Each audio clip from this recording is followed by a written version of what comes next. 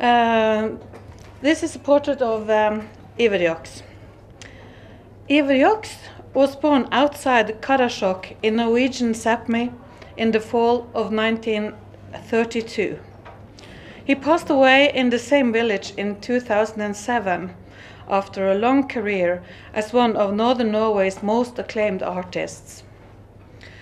Iver Jåks was trained as a pictorial artist and silversmith in the 1950s in Oslo, the capital of Norway.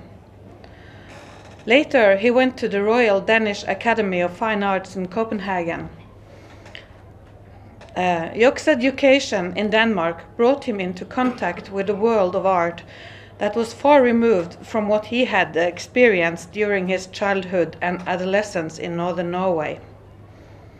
Openness and enthusiasm for non-Western art were characteristic of the avant-garde of Copenhagen during this time period, and left his mark on how Iver Jåks, where also the folk music archive is, burned down by German soldiers when they escaped in the last months of World War II.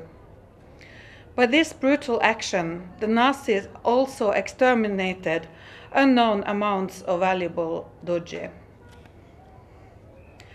When Iver Jåks' work thereby developed a unique knowledge of duodji.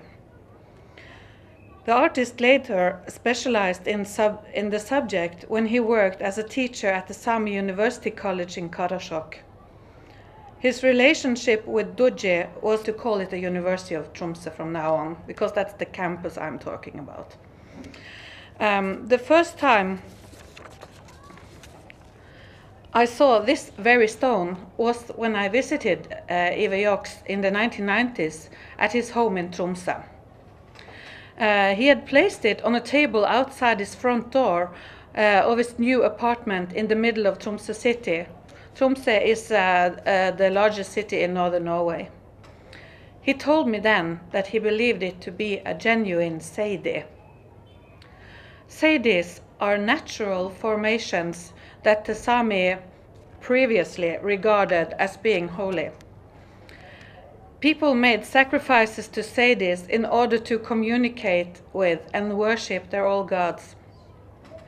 At these sacrificial sites, people had to be quiet and not behave in a boisterous manner.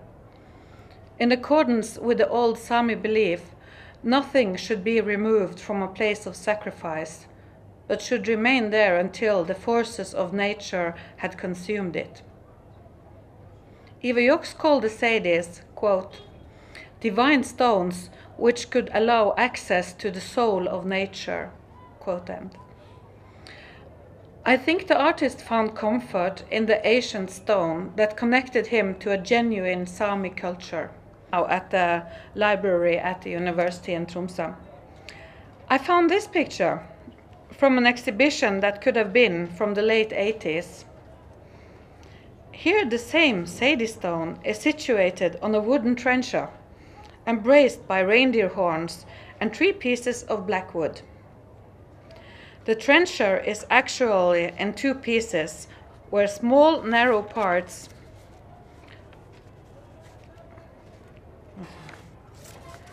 are detached by 2 wooden nails called navli in Sámi language.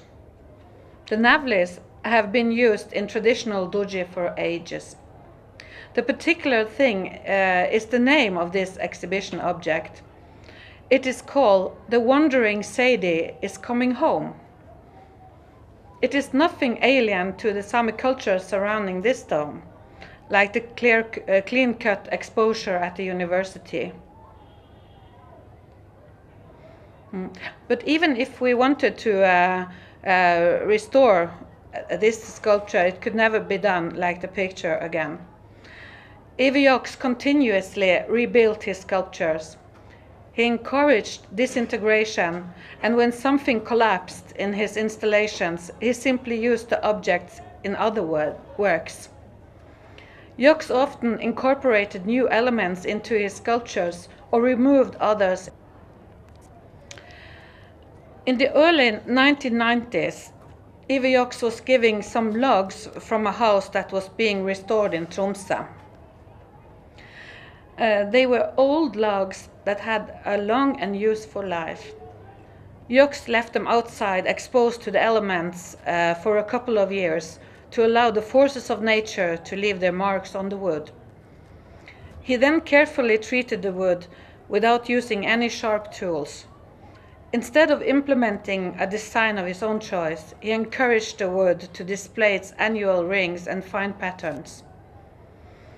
This odorous process took over 4 years and eventually resulted in the sculpture "Jaska ditt jorda jorda", "Stille vender tanken", eller "Silently the thought turns". 2 timber logs are positioned vertically, parallel to each other.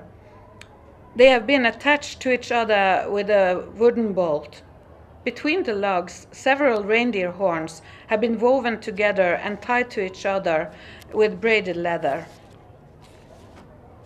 straps. These types of leather straps are durable and common in duodji products. Some of the horns has been painted in a faint light blue color. The original sculpture remained like this for some years, until the artist discovered new materials. So here is the newest version of the sculpture. He obtained some wood from the gunwale of an old boat. The wood was painted red on the outside and was otherwise old and decayed. After working on the material by splitting it with wooden wedges, he produced long, sharp, spear-like wooden pieces, which he inserted between the reindeer horns on the original sculpture. It was important for Jåks that the sculpture should be able to change and develop, even after he had given them their final finishing touches. In order for a sculpture to live as the artist intended, he did not use any preservatives, but instead allowed natural processes in the materials take over. After a while, the leather straps holding the horns in place between the logs will dry out and start to decompose. The reindeer horns will no longer be attached to anything. They will fall out and thereby change the sculpture.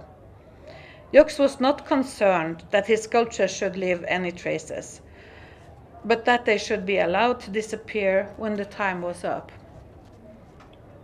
The work "Jaska ditt jorda jorda" has been acquired to decorate the Sámi house at the University of Tromsø.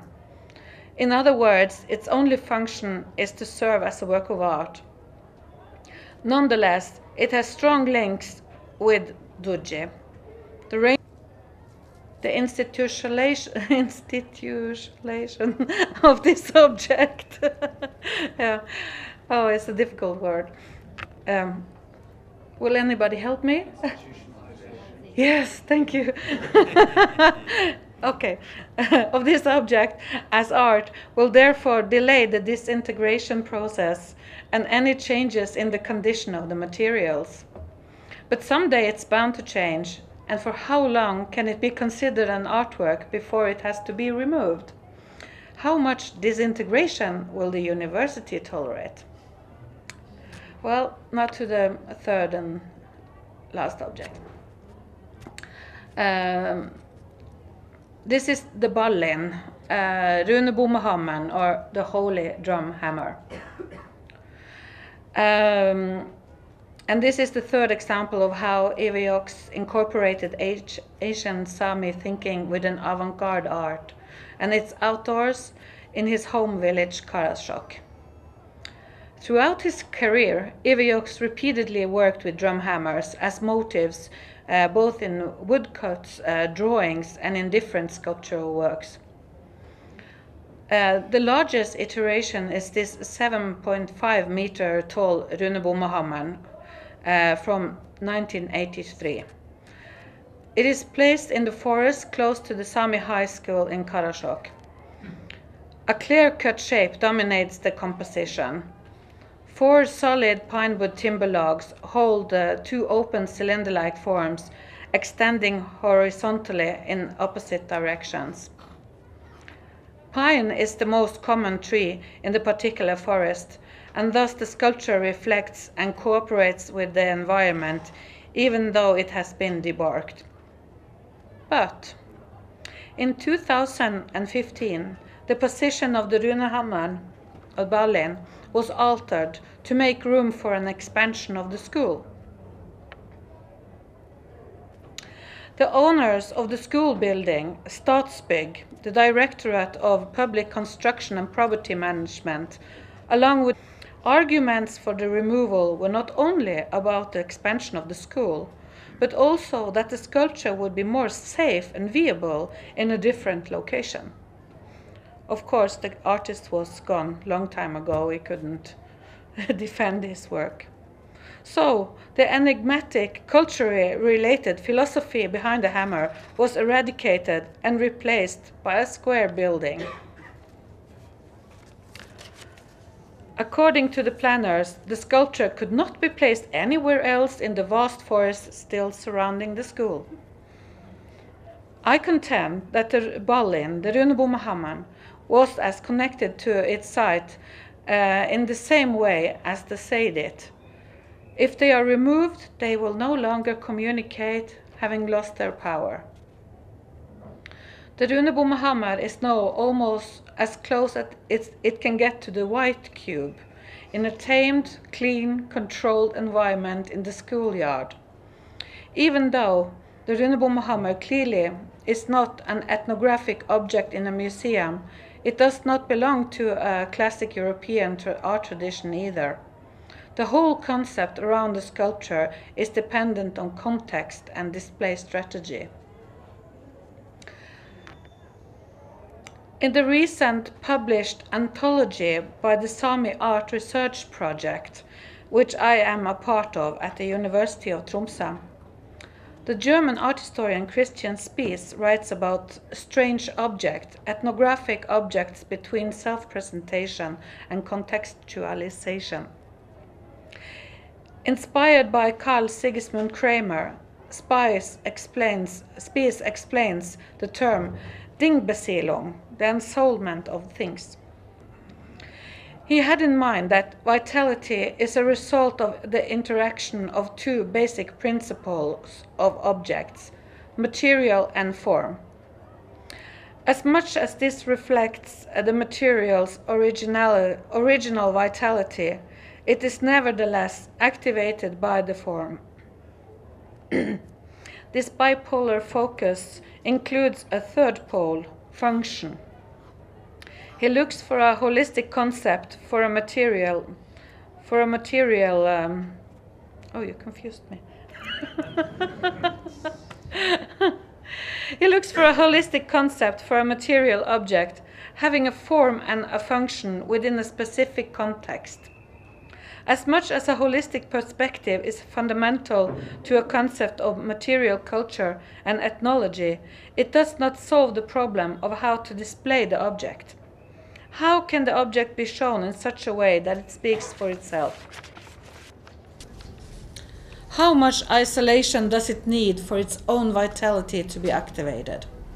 And thinking about the Berlin, the Runebommehammer, I will ask, how much isolation can it take before it loses its vitality? The Runebommehammer, the Berlin, is now being staged within an empty space, or schoolyard if you like, and by this it runs the risk of being perceived as a late modernist artwork, and thereby being familiarized just as that. Even though there are different perceptions of what constitutes Sámi art, Jåks has been a pioneer and has given his art a Sámi content. Several previous surveys about Sámi art and research on the same subject have made distinctions between traditional knowledge, handicraft and duodji on one hand, and pictorial art, autonomy and artistic freedom on the other, or daida, if you like. These may have been conscious choices to focus on specific aspects of a large field, or they may stem from an art perspective that reflects a more dichotomic attitude towards various art forms. Art historians have often underestimated Iver Jåks' works.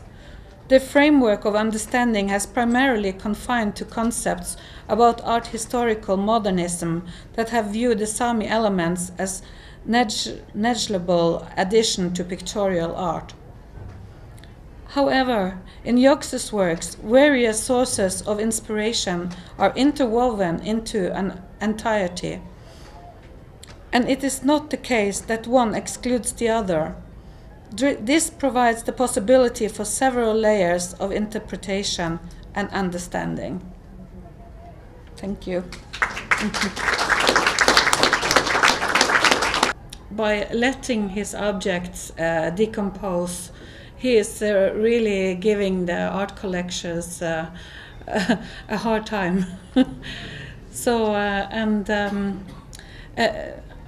I find it very connected to a circular notion of time, that the thing has a lifetime, and when it's over, it's going to go back as nourishment. So I don't know if Anda want to say more about that. Well, to the big neighboring sea, to the neighboring village, and I come from a smaller village not so far from into reindeer herding, what happened then was that there was a kind of a train of gerdeset, so they were made of wood.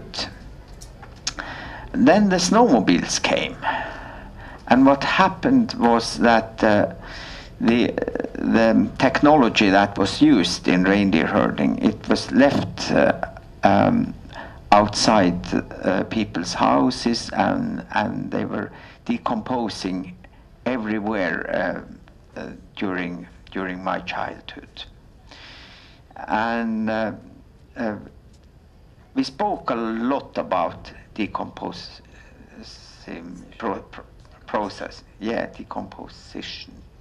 processes. English is my third language. Apologies for that. And then one of Iver's takes was, because that was a mystery that we discussed, how it could come. It couldn't be just a matter of functionality, that it's much easier to use the new technology so that you throw away all your old technology. So what was that about? And we discussed that it must also have a layer of the Sámi shame, that the reindeer sledges were maybe considered very old-fashioned. They were maybe carrying the connotation that the people using those things were very poor, and that they were very primitive, and a lot of other negative connotations. So with the art practice, he had a kind of ironic statement with this thing, and it often happens in art. Who was the one who said that great design make things clear, great art makes you wonder? And Iver had this multi-layered message in this decomposition project that he was. So that was one of the takes that one could have from that.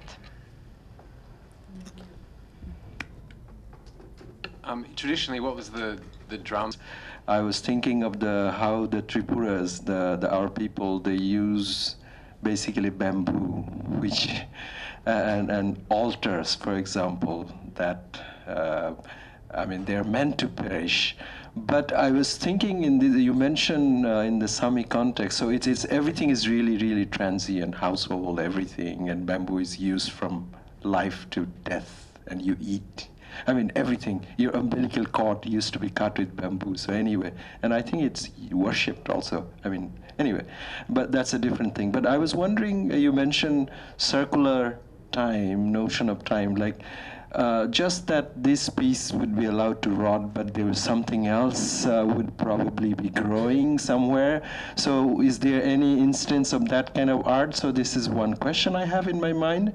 Another is just in terms of the materials used, because compared to bamboo, I was wondering maybe the bones of the reindeers, they have a bit more permanence, and the Arctic environment also is conducive to certain like rocks, etc. So are there also elements that are a bit more than just seasonal? Just wondering. Knows where it's going. If Iver Jåks had still lived, he would pick up the pieces and make a new sculpture of it, of course, until it vanished. So he did that. Yes, of course, he used different materials that took different amount of time to vanish, and I think that he himself was curious of how his sculpture were going to be treated by the institutions that bought them. For how long could they stay there and still be called the artwork? And that's why he is still disturbing art historians and collectors and so on still, because we are the process is bound to happen.